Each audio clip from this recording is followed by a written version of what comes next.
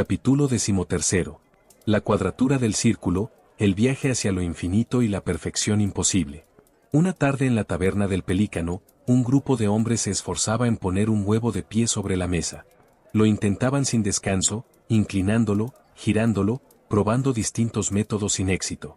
A un lado, de pie, un hombre de porte altivo los observaba con una sonrisa sarcástica. Su atuendo florentino, de la alta Edad Media, hablaba de su origen, una capa de terciopelo oscuro, un jubón ricamente bordado y una gorra que caía levemente sobre un costado de su cabeza. Con voz firme y desafiante exclamó: «No os diré cómo lo haré, porque si lo digo, mi método será tan claro y tan lógico que todos querrán hacerlo. Pero os daré una demostración de lo inteligente que soy. Si lográis hacer lo que os proponga, entonces os revelaré mi método para construir la cúpula». Diógenes, el tabernero, se acercó a los hombres, observó con su característico desdén la escena y, con un gesto de ironía, le dijo al florentino: «No los atormentes con cosas imposibles». Los dos rieron mientras los demás continuaban con su esfuerzo infructuoso. Al llegar a la barra Diógenes se encontró a solos, con su inagotable curiosidad, se volvió hacia Diógenes y preguntó: «¿Quiénes son esos hombres? ¿Quién es aquel que los pone a prueba? ¿Y cuál es exactamente el reto?». Diógenes respondió: «Amigo Solón, responsum est sicut qua estio». La respuesta es como la pregunta, pregunta directa, respuesta directa. Ese hombre es Filippo Brunelleschi. Y el reto no es solo colocar el huevo de pie, sino, en el fondo, construir la cúpula de Santa María de las Flores. Filippo, que estaba sentado a la mesa, escuchó las preguntas de Solón y, al ver la expresión de su rostro, percibió en él algo distinto. No era como los demás, tenía ese aire primigenio del hombre que busca y aspira a la sabiduría. Intrigado, se acercó a la barra, tomó un huevo, lo golpeó suavemente por la base y lo colocó de pie con naturalidad. Nadie más se percató de su acto, solo Solón, quien inmediatamente inició un diálogo con él. «Dime, Filippo, ¿de dónde surge la certeza con la que hallaste la respuesta a semejante desafío?». El arquitecto sonrió y comenzó a relatar: «Durante mis viajes a Roma, descubrí construcciones que parecían imposibles, atribuidas a Marcus Vitruvius Pollio.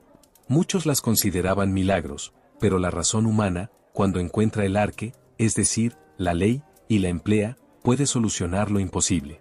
El huevo, mi amigo, es una curva perfecta contenida en lo finito, su fuerza está en su forma, su equilibrio en su base. Así también es la cúpula, un huevo suspendido en el aire, sostenido por la razón y la voluntad». Luego, con un aire de camaradería, Brunelleschi dijo: «Amigo mío, iré a mi mesa, seguiré observando a aquellos que aún no han encontrado el punto de apoyo en el huevo. Mientras tanto, reflexiona, lo imposible, Solón, lo imposible, la cuadratura del círculo». Solón quedó pensativo. Su semblante cambió de la curiosidad al desconcierto. Murmuró para sí: «¿La cuadratura del círculo? Marcus Vitruvius, lo imposible». Diógenes, con su habitual sarcasmo, intervino: «Ah, la arquitectura. Un arte de medir lo inmensurable, de hacer creer que la perfección geométrica puede sostenerse sobre piedras y mortero. Como si el hombre no fuera más que un boceto de Da Vinci encerrado en una cuadratura imposible». En ese instante, la señora de la taberna comenzó a limpiar la barra con su diligencia acostumbrada. Giordano Bruno, que había escuchado la conversación, se acercó a Solón, alzó su copa y, con voz exaltada, exclamó en su honor: «Ah, la infinita belleza de la señora del mesón. Porque si el universo es infinito, también lo es la imposibilidad de encerrarla en una forma perfecta. Así como el círculo no cabe en el cuadrado sin que sobre un fragmento o falte otro, así la realidad desborda siempre los límites que intentamos imponerle». Diógenes, sin perder la oportunidad de la ironía, replicó: «Oh, Bruno, siempre buscando lo infinito. Pero dime, ¿acaso el hombre de Vitruvio no es la prueba de que el ser humano está inscrito en la cuadratura del círculo? ¿O es solo un intento vano de darle perfección a nuestra caótica existencia?». Bruno le sostuvo la mirada y respondió con una sonrisa ladeada: «Tal vez, Diógenes, tal vez. Pero recuerda, si el fuego purifica, también devora, y a veces lo imposible no es un límite, sino un horizonte». Giordano Bruno, dirigiéndose a Solón, continuó su aseveración: «Amigo Solón, al observar las grandes catedrales y sus cúpulas, como la de Filippo, nos enfrentamos a un desafío fascinante: la cuadratura del círculo, un intento humano por resolver lo imposible. Estos monumentos no solo son símbolos de lo divino, sino también de nuestra lucha por comprender lo infinito con herramientas finitas.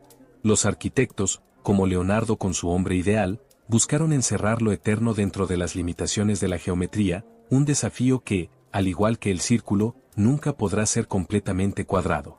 Este intento de cuadrar lo infinito refleja nuestra condición humana. Queremos comprender lo que no puede ser comprendido por completo, y en ese proceso, el círculo se convierte en un símbolo profundo, la relación entre lo finito y lo infinito, lo material y lo espiritual. Pero hay algo más en esta búsqueda. Nos enfrentamos a la paradoja de vivir atrapados en el tiempo y el espacio, como un círculo que siempre regresa a su punto de origen o un cuadrado cuyas esquinas nos limitan. El tiempo fluye y el espacio nos define, pero ¿podemos realmente comprender lo que está más allá de estas fronteras que nos atan? En este contexto, algunas preguntas emergen de manera inevitable. ¿Puede nuestra razón, limitada como el compás, trazar el contorno de lo infinito, o estamos destinados a quedar atrapados en la forma de lo finito? ¿Es posible que el espíritu, como un círculo intangible, pueda ser contenido dentro de los límites materiales del mundo, o siempre escapará de nuestra comprensión? Y quizás lo más intrigante, ¿podemos armonizar lo que está contenido dentro del cuadrado del espacio y el tiempo con aquello que está más allá, o estamos condenados a luchar eternamente con una tensión imposible de resolver? Tres figuras se acercaron a Giordano Bruno. Eran Nietzsche, Heidegger, Camus y Gottfried Leibniz, pero llegaron con tantas ideas a la vez que sus voces se mezclaban, y no se distinguía lo que cada uno decía. El bullicio de sus pensamientos llenaba el ambiente, hasta que Diógenes, con su característico sarcasmo que a menudo imponía cierto orden, interrumpió la charla. Poniendo frente a ellos, sobre la barra, 5 tarros vacíos, prestos a ser llenados de cebada, exclamó en voz alta: «Silencio, amigos míos. Y como decía Platón a aquellos que querían entrar en su academia, no entre nadie que no sepa geometría. Así que yo os digo, no entre en mi taberna quien no sepa matemáticas, pues ¿qué son las matemáticas sino una expresión de la realidad? Si hasta Dios geometriza». Solón, alzando la voz, aprovechó la noción de orden de Diógenes el tabernero, buscando un hilo común entre las ideas que se entrelazaban en el aire. Con una calma digna de un moderador nato, Solón lanzó la primera pregunta, dirigiéndose a todos por igual. ¿Hasta qué punto la razón humana puede realmente abarcar lo infinito o lo divino, cuando todo lo que tenemos son las limitaciones de lo finito? ¿Es posible que nuestra mente, tan acotada, logre siquiera rozar la comprensión de lo que está más allá de nosotros? Nietzsche, quien siempre prefería una respuesta directa y desafiante, se adelantó con una sonrisa sarcástica. Su voz resonó con la seguridad de quien está convencido de que no hay nada más absurdo que intentar aprender lo inalcanzable. ¿Entender lo infinito?, dijo, entre risas. La razón humana no está hecha para eso. Lo único que conseguimos es meter lo imposible en nuestras propias cajas de entendimiento, pero lo infinito nunca se deja atrapar. Queremos que la razón nos lleve a lo completo, pero la realidad es que lo infinito se burla de nosotros. Nuestra razón solo sirve para engañarnos a nosotros mismos. Heidegger, menos impetuoso, pero igualmente pensativo, tomó la palabra con una voz suave pero profunda. La cuestión, explicó, no es si podemos abarcar lo infinito, sino cómo nos relacionamos con esa búsqueda. La razón no es más que una herramienta, un medio que usamos para acercarnos a lo que no podemos tocar. Lo finito es inherente a nuestro ser, y la razón es solo una de las formas en que tratamos de darle sentido. Si aceptamos nuestra finitud, podemos encontrar la belleza en la búsqueda misma, aunque nunca lleguemos a comprenderlo todo. Bruno, quien había estado escuchando atentamente, interrumpió con una exclamación entusiasta, como si estuviera deseoso de compartir su propia perspectiva. La razón no tiene que ser una barrera, Solón, dijo. Si entendemos que las matemáticas, la geometría, son herramientas que nos conectan con el universo, veremos que lo que llamamos infinito puede estar más cerca de lo que creemos. No alcanzamos el infinito, eso es cierto, pero tenemos las leyes que nos permiten vislumbrarlo. En la naturaleza, incluso en su vastedad, hay un orden, un patrón. Si usamos las herramientas adecuadas, podemos encontrar la conexión entre lo finito y lo infinito. Camus, con una risa algo irónica, se levantó en su lugar y, mirando a los otros pensadores, intervino con un tono desengañado. Todo esto suena muy bonito, pero ¿no estamos simplemente lidiando con lo absurdo? La razón, la búsqueda de lo infinito, al final, todo eso no tiene sentido. La vida es una constante lucha contra la nada. No hay respuesta definitiva, no hay sentido que podamos atrapar. Nuestra existencia misma es absurda, y pensar que podemos entender lo infinito es una ilusión. Solón, con un gesto pensativo, se volvió hacia sus interlocutores y planteó otra pregunta, ahora más introspectiva. Entonces, ¿el espíritu, como un círculo intangible, puede ser contenido dentro de los límites de la materia, o siempre escapará de nuestra comprensión?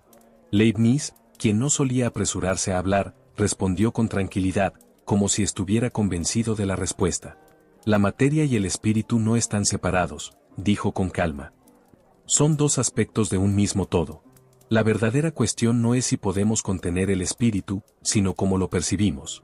Si entendemos que ambos mundos, el material y el espiritual, siguen principios similares, podremos ver cómo se entrelazan. Nuestra mente tiene la capacidad de descubrir esa armonía si sabemos dónde buscar. Nietzsche, con su habitual desdén, soltó una risa seca. ¿Armonía entre la materia y el espíritu? Eso es una utopía. El espíritu no puede ser contenido, no puede ser domado. Está más allá de todo lo que podemos comprender. No busquemos armonía, porque eso es solo una ilusión. La lucha es lo que define al ser humano, no la unión entre lo material y lo espiritual. Heidegger, con una mirada profunda, añadió: tal vez el espíritu no sea algo que podamos contener. La verdadera cuestión es cómo lo vivimos. Lo que realmente importa no es atraparlo, sino cómo nos relacionamos con él dentro de nuestra finitud.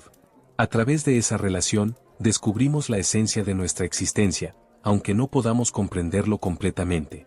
Bruno, como si hubiera estado esperando el momento para intervenir, volvió a tomar la palabra. Lo que digo es que no estamos separados de lo espiritual. Somos parte de él. El círculo de la geometría, la relación entre lo finito y lo infinito, no es una contradicción. Es una forma de entender la unidad que ya existe. La materia y el espíritu no están en guerra, sino que se complementan. Si entendemos las leyes que los rigen, podemos llegar a una comprensión más profunda del universo. Camus, con una expresión cansada, dejó escapar un suspiro. Esto de la armonía y la unidad suena bien, pero no nos engañemos. Todo eso es una búsqueda que nunca alcanzaremos. Al final, estamos atrapados en un ciclo sin fin.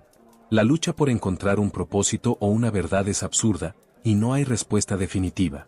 No importa cuánto busquemos, siempre seremos limitados. Solón, sin dejarse desviar por la melancolía de Camus, planteó otra cuestión, una que parecía aún más profunda.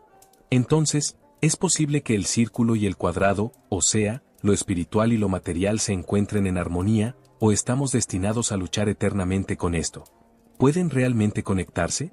Leibniz, con una sonrisa tranquila, respondió con su visión optimista. Si entendemos que la armonía ya existe, aunque no siempre la percibamos, entonces la respuesta es sí. No estamos condenados a luchar. Más bien, tenemos la oportunidad de descubrir esa conexión, esa relación entre lo material y lo espiritual. El universo tiene un orden, aunque no siempre lo veamos. Nietzsche, visiblemente molesto, frunció el ceño. No, Leibniz. La armonía no existe. La vida es caos, lucha. El orden es una construcción humana, y el infinito no se deja encerrar. La lucha, la transgresión, son lo que define al ser humano. Heidegger, pensativo, agregó: quizá no se trate de encontrar una armonía perfecta, sino de aceptar nuestra finitud y vivir con ella. La lucha es una parte esencial de nuestra existencia, pero hay belleza en esa lucha, en el hecho de que seguimos buscando, a pesar de que nunca lleguemos a comprender todo. Bruno, siempre entusiasta, concluyó: quizá la armonía no sea perfecta, pero es un camino hacia algo más grande. La búsqueda misma es valiosa, porque al menos nos acerca a la comprensión, aunque no lleguemos al final. Diógenes, quien siempre estaba listo para desbaratar las solemnidades del momento con su irreverente sentido del humor, interrumpió en medio del bullicio. Con su habitual desdén por las complejidades filosóficas, comenzó a rellenar los tarros de cerveza con una ironía tan afilada como su carácter. Mientras lo hacía, miraba a los pensadores, cuyos rostros reflejaban una profunda reflexión sobre lo imposible, y soltó, entre risas burlonas: ah, amigos míos, todo esto de cuadrar el círculo es más un reto digno de Filipo que de filósofos. ¿De qué sirve hablar de lo inalcanzable, si ni siquiera sabemos cómo llenar los tarros sin derramar? La cuadratura del círculo, la armonía entre lo finito y lo infinito. Es una fantasía, una tarea imposible, como si pudiéramos encerrar lo divino en una botella. Lo que están haciendo, mis amigos, es como tratar de colar el océano con un colador. Dejen ya de dar vueltas en círculos, el fin de todo esto es tan inalcanzable como el infinito. La ironía de Diógenes hizo reír a algunos y reflexionar a otros. Su crítica mordaz, sin embargo, no carecía de sentido filosófico. Había planteado la verdad más evidente: tal vez el reto no fuera encontrar una cuadratura perfecta, sino aceptar que algunos problemas, por mucho que los enfrentemos, están destinados a permanecer sin solución. Lo inalcanzable está en su naturaleza misma, y, al final, la vida, como el círculo, es un proceso continuo y no una meta alcanzable.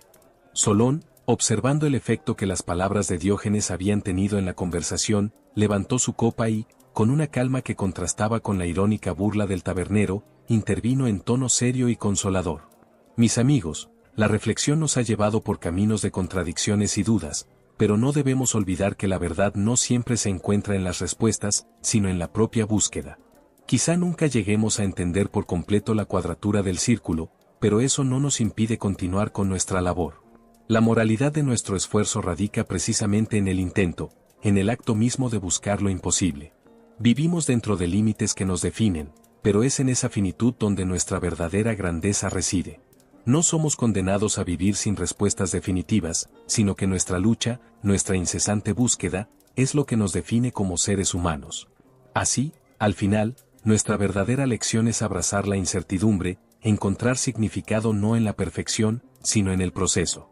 Con esas palabras, Solón hizo una pausa, observando a sus interlocutores, quienes parecían reflexionar sobre la sabiduría de su discurso.